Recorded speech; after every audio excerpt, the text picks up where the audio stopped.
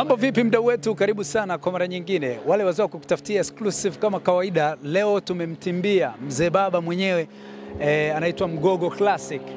Tumeamua kuja kuzungumza na Mgogo baada ya kufanya interview na Juve aliyekuwa mpenzi wake na wakazinguana, na baadaye mwanadada akaona sio mbaya aende kumuomba msamaha, lakini jamaa akamtolea nje na maneno machafu na nini, mbwa wakafunguliwa.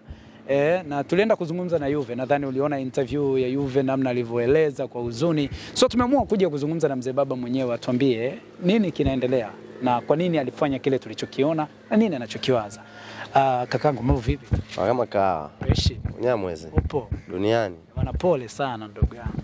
Sasa mimi pole ya nini mimi? Kwani naumwa? Mimi niko fresh, yani unyama kabisa. Hamna noma wala nini. Niko happy kabisa yani. Upo pole, maana ile video ilionekana kidogo kama umeuzika sana hivi. Kwa namna moja au nyingine imenikwaza, lakini si kwamba ni kikwazo eti kinaweza kikanikosesha raha kama mara kwanza ambavyo alinikosesha raha. Yaani sasa hivi naona ni upumbavu tu. Kwa na uchukulia upumbavu kama ninavyomuona mpumbavu. Okay. Pole sana ndugu yangu. Najua kuja kuombwa msamaha na mwanamke alafu nakataa namna ile sio kitu easy, inaomba roho ngumu. Kwanza pia imefanya nione kumbe Wagogo bwana. Unajua mimi ndo Mgogo, nahisi paka nimejihisi kabisa mimi ndo Mgogo wa kwanza kuwa handsome Dodoma nzima. Yani respect sana Wagogo. Wagogo hatuachi kirahisi. Na ukituacha lazima uumie wewe. Yani tutatuumiza lakini utaumia wewe. Afu si Wagogo ni watu fulani ambao tuna respect sana. Kwa hiyo sio mimi tu tabia, hata Wagogo wote ambao wananisikiliza na wanaona wanajua tabia yetu. Katika maisha yote ya ndoa yote hapa Tanzania yani. Sehemu yote ile ukakuta kuna mahusiano ya Mgogo na kabila lingine. Mara nyingi mtu anayevunja mahusiano anakuwa ile kabila lingine, lakini sio Mgogo yeah. Okay. Mgogo, wewe na Juve tangu mmeanza kuwa pamoja tumekuwa tukiona katika nyakati zenu za raha, baadaye mkaja kuingia kwenye mgogoro mkubwa, tukaona yote aliyotokea na hadi sasa hivi. Natamani tuzungumzie hii video clip yako ambayo ndio inaenda viral ya wewe ukikataa msamaha wa ule mwanadada na huku ukiwa unamtolea maneno machafu na nini. Yule mwanadada ishakiri kwamba yeye anajua mlikoseana, lakini still anakupenda na anataka mrudiane.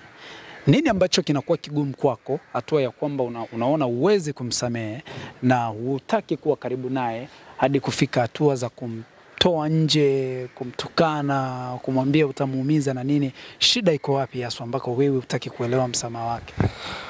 Kwanza kabisa unajua katika maisha bwana, hamna kitu ambacho waga kinaumiza sana kwenye maisha kama unamheshimu mtu, unampa nafasi fulani kwenye maisha yako. Unajituma, aswa kama mimi Intimacy, nakupa mfano mdogo. Mimi nafanya muziki lakini Intimacy muziki bado hujaanza kunilipa. Kwa sometimes naweza nikaa nafanya kazi ngumu. Kwa unakuta unaweza kawa unafanya kazi ngumu unapata 10,000, katika 10,000 unaikata katikati 5,000 nzima unampa mwanamke, si ndio? Kwa sababu unambelieve, unamheshimu, unampenda. Kiasi cha kwamba unaweza kuwa unamtumia mama yako 2,000 lakini demu wako unampa 5,000. Yote ni kumuonyesha upendo. Na mara nyingi si wauni tunaishigi hivyo. Yaani tukimbelieve mtu unambelieve kweli.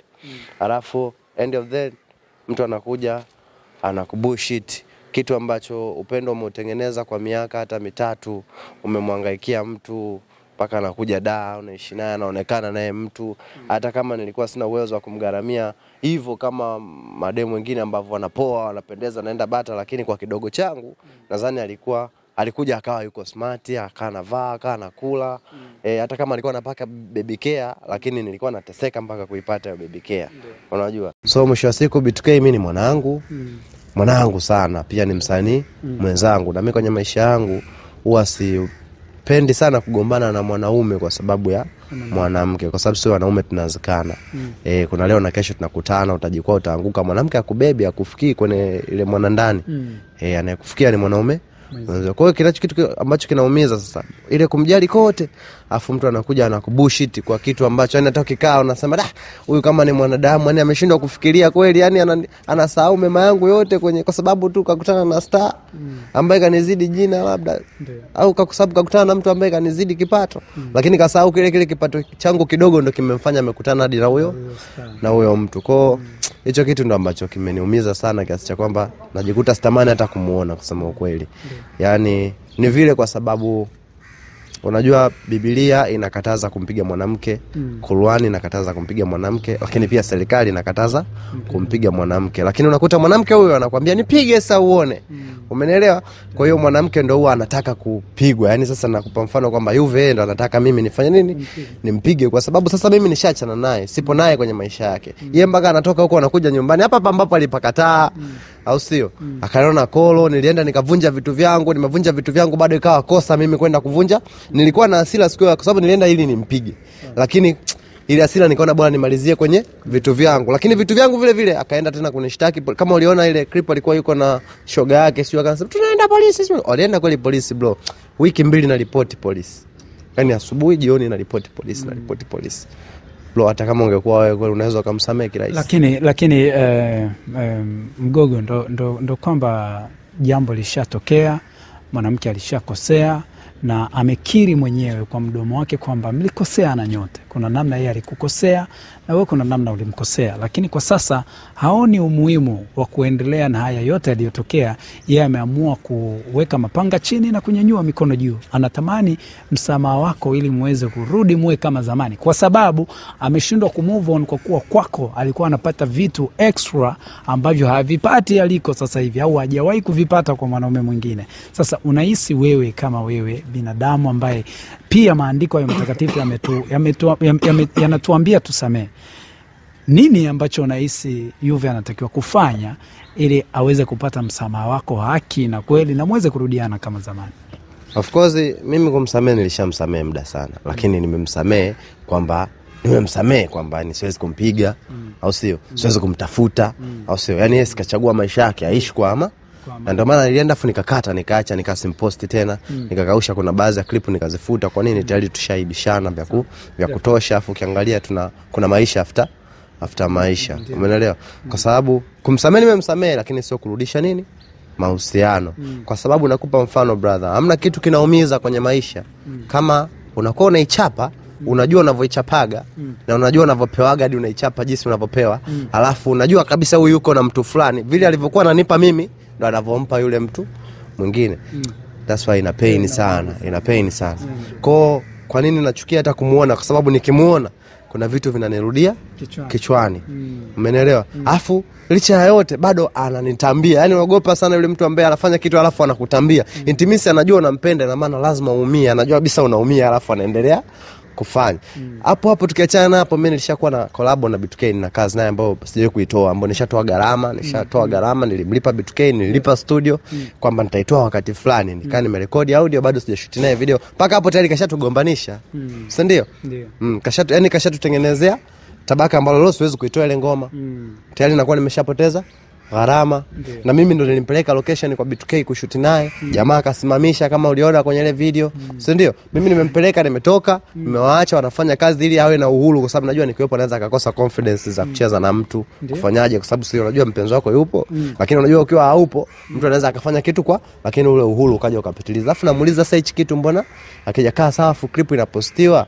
Uone kama mimi ndo unaniaibisha, na ndugu zangu wanakujua, wazazi wangu wanakujua, washikaji zangu wanakujua. Itimisi ashumu wewe sasa ndo rafiki yangu. Unaona clip ya shemeji yako yuko na mchizi, afu mchizi kasimamisha, afu yuko na how do you feel?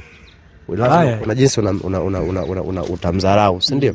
So kwa yale maumivu ambayo niko nayo, sidhani kama naweza nikamsamehe tukarudiana kwenye mahusiano. Labda kama naweza kairudisha ikarudi vile ambavyo haijachapwa. Yaani labda kama naweza karudisha muda nyuma, lakini kwa hivyo ni ngumu sana mzee, ni ngumu. Ni ngumu. Alafu pia mimi yule kuwa naye kwenye mahusiano sijawa naye kwa sababu yeye ni mzuri. No. Siwezi kumsamehe. Yaani niko hivyo, siwezi kumsamehe kwenye mahusiano, ila kibinadamu sina noma naye. Unataka isema kwamba Mgogo inaonekana kishajipata kwa demu mwingine? Kuna uwezekano kukaa ukweli wote kwamba sasa hivi upo na mahusiano na demu mwingine ambaye unaona na vitu tofauti na Juve, ndio maana umeona sasa hivi ukaze? Unajua nikwambia kitu brother, kwenye maisha mtu akishakuwa adui yako afu akarudi kuomba msamaha kama unamsamehe, lazima uwe una akili mbili. Ujue yuko alipo kakutana na kitu gani, ujue anarudi kwa plani gani. Maybe anakaa ukimwi kembamba fulani anataka aje anipe, utajuaje? Ana UTI magono fulani kayabeba, utajuaje? So unajua kwa lazima wewe mwenyewe ujiwekee kwanza gadi, ujihame. Afu mara nyingi hii mtu anaenda anafanya kitu anarudi, ujue mapenzi sometimes kulalana Nuks. Unajua Nuks ile? Yes. Unaweza kuona kila siku Mgogo mbona anatoa ngoma ziendi, mbona anatoa ngoma Starboy. Kumbe kuna Nuks fulani unakuta huko na mtu ana Nuks zake huko unajua zile. Yes. Na yule mimi kuwa naye ni kama nimemsaidia kwa sababu ukiangalia Juve hana uzuri wote ule useme wa kutisha. Mimi mademo anakuja demo akali mzee. Demo mkali ukimwangalia umbe limejichora so namba 8 au 12 plus yani imejichora so unajua. Lakini demo ukimwangalia kabisa unaona ana komwe mweusi, hata mimi mwenyewe mweusi lakini na afadhali demo black, yani ule ni black kweli. So unajua.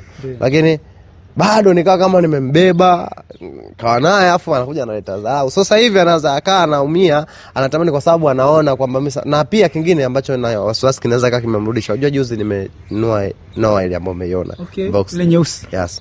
Kwa hiyo unajua wanawake wana tabia fulani hivi. Akiona hata kule alienda kwa sababu kuna mafanikio. Si ndio jamaa star, jamaa alikuwa na kibunda kuliko mimi. Kwa hiyo anaenda kaona kanoa kale akaona labda ngoja nirudi kwa muone kashajipata.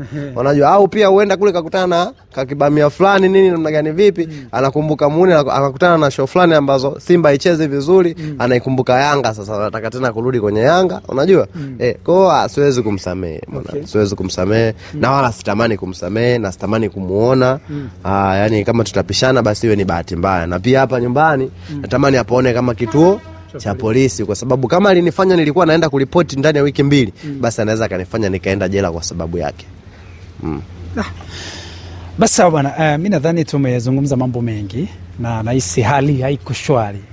Nataka tutafute time nyingine tuje kwa mara nyingine ili tuje kuzungumza zaidi sana kuhusu hili jambo kwa sababu naamini watu watatoa maoni yao kupitia sema comment na tutachukua comment nyingi tutazileta kwako kama binadamu na wewe pia ili uweze kujua ni jinsi gani ambavyo unaweza kuyasikiliza maoni ya watu na ukatoa la kwako la moyo. Haina noma, hiyo imekaa sawa pia. Afu pia nadhani hichi sio kipindi kizuri sana cha yeye kunichanganya maana kichwa changu kina mambo mengi.